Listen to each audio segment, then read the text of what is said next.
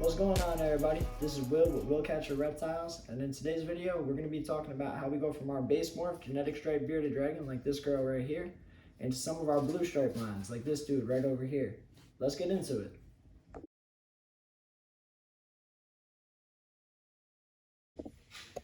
As far as the best place to start when discussing genetic stripe bearded dragons would be what normal genetic stripe bearded dragons look like.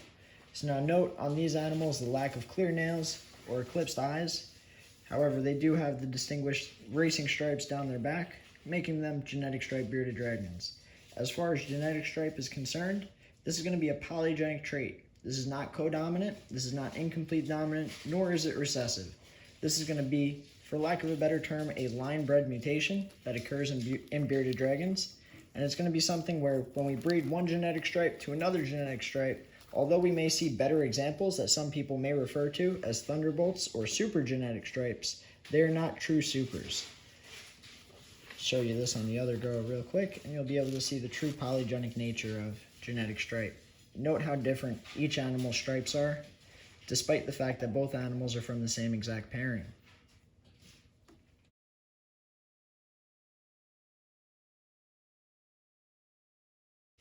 The next best place to start with genetic stripe would be going into hypogenetic stripe bearded dragons. So now this girl right over here would be an awesome example of just a hypogenetic stripe bearded dragon. Note the two racing stripes going right down the back of the animal. So now on this animal with her heavy orange base color, you'll note that they kind of blend in to the rest of the base of the animal. However, they're still present for sure. And this is going to be a hypogenetic stripe 100% het translucent animal. So now the het translucent is not visual at all. Strictly what we're talking about here is going to be the hypo and how it impacts genetic stripe.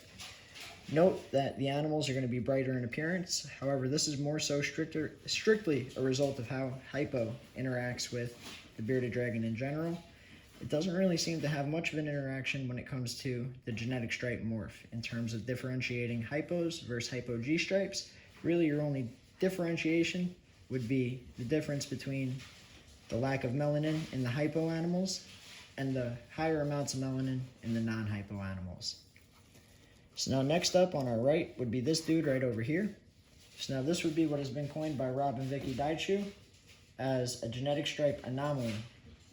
Note that on the sides of this guy, or on his laterals rather, how we have these almost fourth stripes going down his sides in this green color right here. So now this is rather separate from genetic stripe as a whole. However, it's a morph that's going to be present pretty much strictly in genetic stripe animals. You're not really going to see animals without this G stripe showing these firm lateral stripes like this. So now this animal is a slightly better example as a result of his darker sides of just how bright G stripe can be when combined with the hypomorph.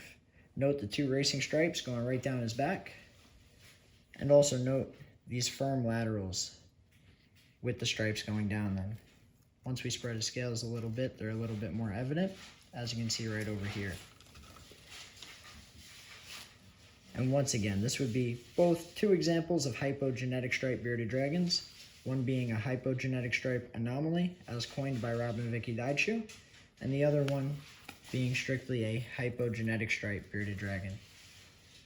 So this would be more or less our base morph, and then this would be, on the other hand, something that we're still figuring out exactly how it works in terms of whether or not this anomaly is going to be a polygenic thing, or if this is more so similar to paradoxing, or if it's going to be more or less a recessive gene or something that may be allelic.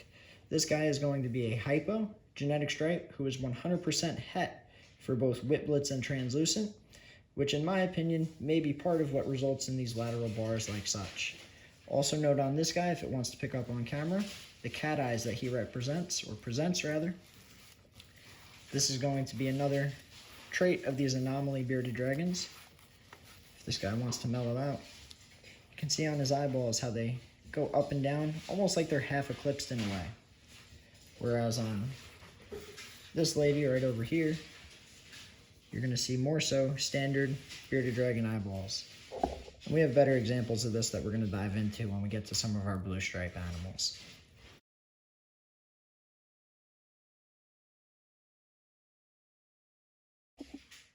Alrighty, so now with these two animals, here we have both hypogenetic stripe animals. Both of these would be more or less foundations to our blue stripe project.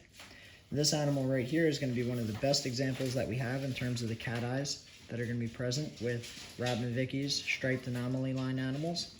Note on her how her pupils are almost eclipsed but not fully.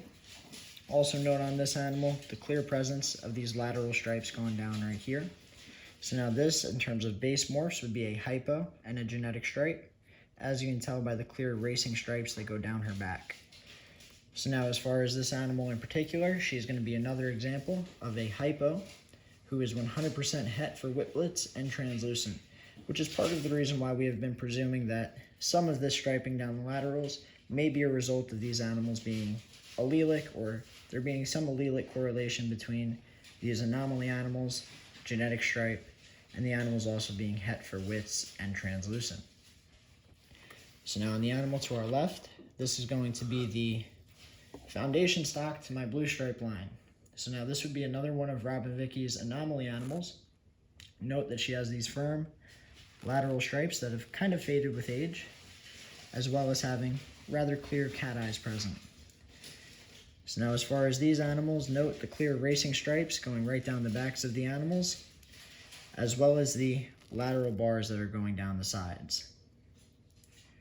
So now, in our next clip, we're going to jump to how exactly we got from these animals to some of our crazy blue stripe animals that we've been showing off on our Instagram and other social media pages.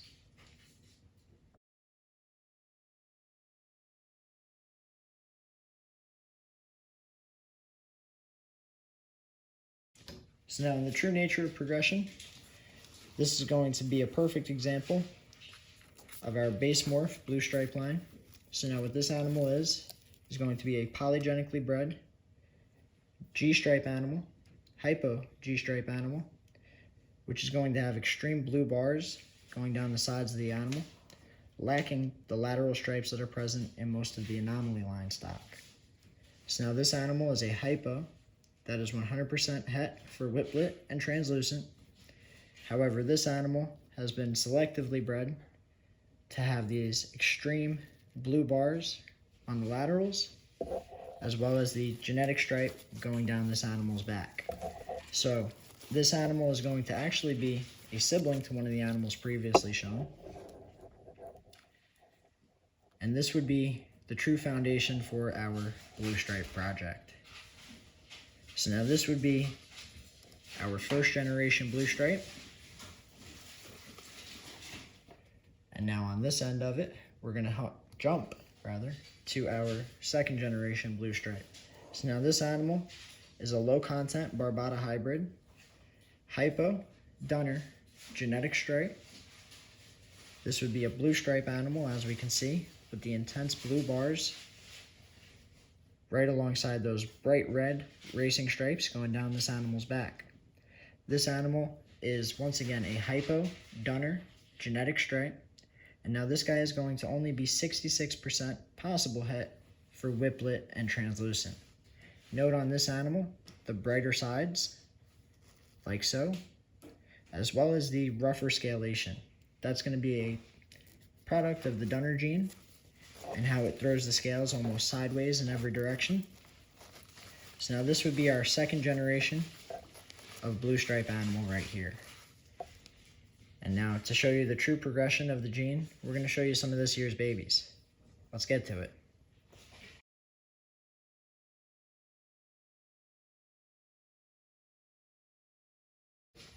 So now right here, what we have are going to be our third generation of blue stripe animals. So now note on these animals, these are going to be visual translucent animals. So let's get a shot of their eyeballs real quick. As you can tell, these animals have fully eclipsed eyeballs. They have clear racing stripes going right down their backs. And now the blue is yet to fully come in on these guys. It almost comes off as a dark or a blue color, darkish blue color rather, or a black. And as these guys start to color out with age, these blues are going to continue to increase. This one, we can already see it, as well as this guy right here. It's starting to really come in on him. So now these animals, as they age, should maintain relatively steady growth towards a solid blue lateral, as well as maintaining these bright genetic stripes going down their back. Check back in a couple of months when these guys are available for sale to see the true progression of our G-stripe project and how exactly that impacts our blue stripe animals. Thanks again. Remember, you're watching Will Catcher Reptiles. Have a good one.